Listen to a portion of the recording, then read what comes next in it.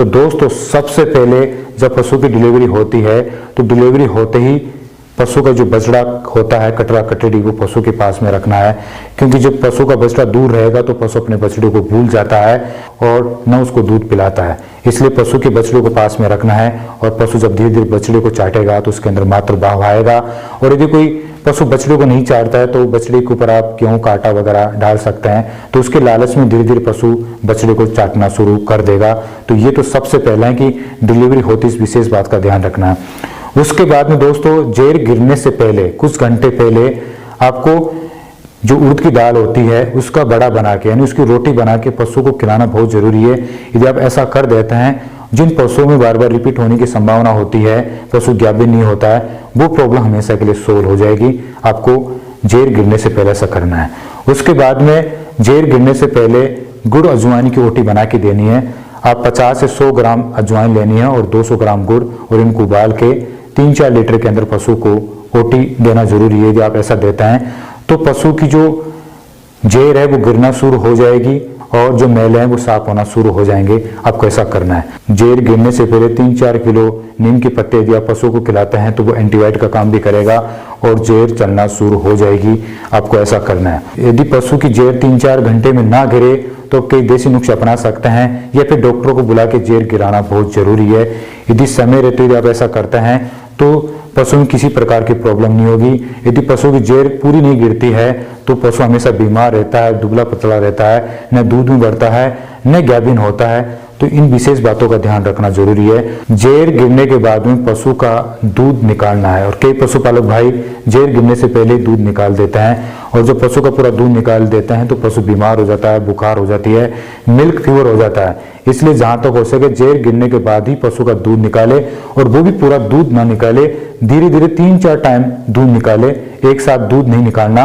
और जो अडर का पहला दूध होता है वो बछड़े को पिलाना बहुत जरूरी है, बहुत पौष्टिक होता है। यदि आप बछड़े को 3-4 टाइम दूध पिला देते हैं और ऐसा 5-7 दिन तक ऐसा करते हैं तो बछड़ा कभी बीमार नहीं होगा, हमेशा अस्पुष्ट रहेगा। तो ये तो कुछ विशेष बातें हो गई। इसके बाद में 50 ग्राम अजवाइन और 200 ग्राम गुड़ इनकी ओटी बना के गुड़ अजवाइन का पानी पशु को 10 से 15 दिन पिलाना है। यदि आपके पास 10 मूल का कांच है तो आप गुड़ अजवाइन की ओटी के अंदर 10 मूल का कांच मिला सकते हैं। इससे क्या होगा कि पशु के मेले स्टार्ट हो जाएंगे, बच्चेदानी साफ हो जाएगी और पशु में कई प्रकार के जो विकार होते हैं वो खत्म हो जाएंगे और समय पर ज्ञापन होगी, समय पर पशु का दूध बढ़ेगा। पशु की डिलीवरी होने के बाद में गुड़ अजवाइन की ओटी हमेशा आपको देना है, चाहे सर्दी हो चाहे गर्मी हो। और पशु को हमेशा डिलीवरी होने के बाद में ठंडा पानी पिलाना नहीं है, नहीं हरा चारा खिलाना है। उसके बाद में जेर गिरने के बाद में आप सूखा चारा आपको 7 से 8 दिन तक सूखा चारा खिलाना है। आपको इन विशेष बातों का ध्यान रखना जरूरी है। और 100 ग्राम एवरीडे हल्दी पशु को देना जरूरी है। यदि आप ऐसा करते हैं डिलीवरी के बाद में यदि आप 2-3 किलो यदि हल्दी खिला देते हैं ज्ञापन होने से पहले, एवरीडे 100 ग्राम खिलाते हैं तो 1 महीने के अंदर 3 किलो यदि आप पशु को हल्दी दे देते हैं तो पशु में कभी तलने रोग नहीं होगा और पशु हमेशा अस्पुष्ट रहेगा और समय पर ज्ञापन होगा। तो ये भी बहुत जरूरी है। उसके बाद में पशु की जब डिलीवरी हो गई, पशु की जेर गिर गई तो पशु को फीड भी देना जरूरी है। इसके लिए आपको गरम गरम गेहूं का दलिया खिलाना है। इसके लिए आपको 1 किलो गेहूं का दाना लेना है, 500 ग्राम बाजरा लेना है, 100 ग्राम मेथी लेनी है और 50 ग्राम सौंठ लेना है और इन सभी को उबाल के दलिया बना के और 200 ग्राम गुड़ मिला के यदि आप पशु को खिलाते हैं 10 दिन तक तो पशु धीरे धीरे दूध पर आ जाएगा। और आपको गरम गरम दलिया खिलाना है, ठंडा बिल्कुल भी नहीं खिलाना है। ठंडा खिलाने से पशु बीमार हो जाता है।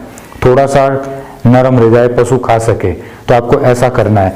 जब पशु 10 दिन का हो जाए उसके बाद में हरा चारा पशु को थोड़ा थोड़ा देना जरूरी है और उसके बाद में फीड में चेंज करना है। तो जब पशु 10 दिन का हो जाए, 10-12 दिन का हो जाए तो इसके लिए आज मैं आपको बहुत ही सक्सेसफुल, बहुत ही जबरदस्त फीड बता रहा हूँ जो सभी जगह उपलब्ध हो जाएगा, जिसमें सभी प्रकार की न्यूट्रिशन मिल जाएंगे।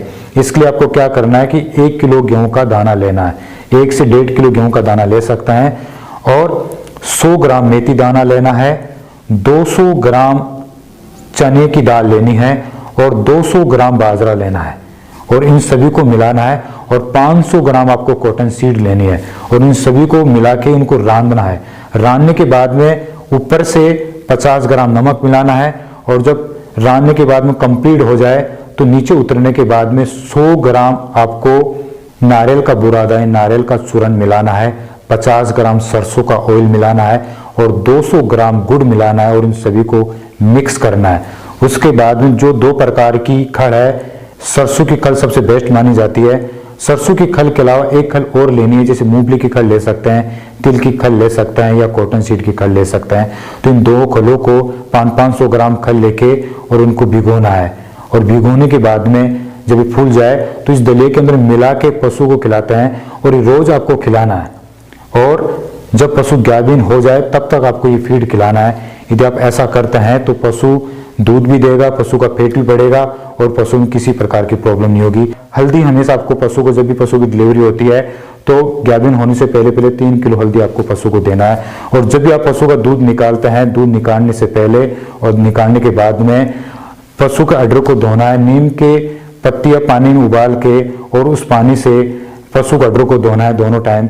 और यदि नीम की पत्तियां ना हो तो आप लाल दवा से पशु के अड्डर को धोते हैं तो कभी भी अड्डर में कोई इंफेक्शन नहीं होगा। साफ सफाई का विशेष ध्यान रखें। यदि आप ऐसा करते हैं तो पशु की डिलीवरी को हम सक्सेसफुल बना सकते हैं और गाभिन होने तक ऐसा देना है। जब पशु गाभिन हो जाए तो जो गर्म चीजें हैं जैसे कॉटन सीड है, मेथी है, गुड़ है, ये सभी आपको बंद करना है। उसके बाद में आपको जौ का दलिया, गेहूं का दलिया ठंडा भिगो के आपको पशु को 2-3 महीने तक देना है। तो दोस्तों इस प्रकार से हम डिलीवरी होने से लेके गाभिन होने तक पशु की इस प्रकार से देखभाल कर सकते हैं। ये सभी हो गई फीड की बात। अब हमारे माइंड में सवाल आता है कि हम पशु को जो फीड दे, जो दाने दे, वो किस अनुपात में दाना दे। इसके ऊपर हमने वीडियो बना रखा है, फिर भी आपको दोबारा फिर बताने की कोशिश कर रहा हूं।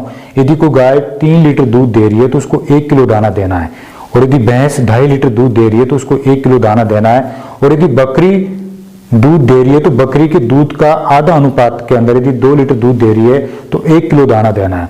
तो इस प्रकार से हम दाने का अनुपात बना के पशु को दे सकते हैं। यदि 6 लीटर गाय दूध दे रही है तो 2 किलो दाना हो गया, 9 लीटर दूध दे रही है तो 3 किलो दाना हो गया। इसी प्रकार भैंस और बकरी का हम अनुपात बना सकते हैं। और पशु की दूध के अनुसार, श्रम के अनुसार यदि हम दाना देते हैं तो पशु कभी बीमार नहीं होगा, क्योंकि उसकी दूध की क्षमता के अनुसार, उसकी श्रम के अनुसार पशु को दाना देना बहुत जरूरी है। यदि ज्यादा दूध दे रहा है तो उस दूध के अनुसार उसको दाना देना बहुत जरूरी है। इन सभी के अलावा यदि पशु दूध में नहीं आता है, पशु का दूध नहीं बढ़ता है, तो हमने कई ऐसे देसी फॉर्मूले बता रखे हैं, उन फॉर्मूले को यूज करके पशु का दूध बढ़ा सकते हैं। और ये फॉर्मूले आपको डिलीवरी होने से लेके गाभिन होने से पहले देना है, क्योंकि कोई भी देसी फॉर्मूला जो हम दूध बढ़ाने का देते हैं तो वो गर्मी करता है और जब गर्मी करेगा तभी पशु का दूध बढ़ेगा। इसलिए गाभिन होने से पहले ये फॉर्मूले देना है और जब पशु गाभिन हो जाए तब इन फॉर्मूलों को बंद कर देना है। दोस्तों यदि इन सभी बातों को ध्यान रखते हैं तो हम पशु की डिलीवरी को सक्सेसफुल बना सकते हैं। तो आपके सामने से लेटेस्ट और यूनिक और डिफरेंट वीडियो लेके प्रेजेंट होंगे। तब तक के लिए ओके बाय।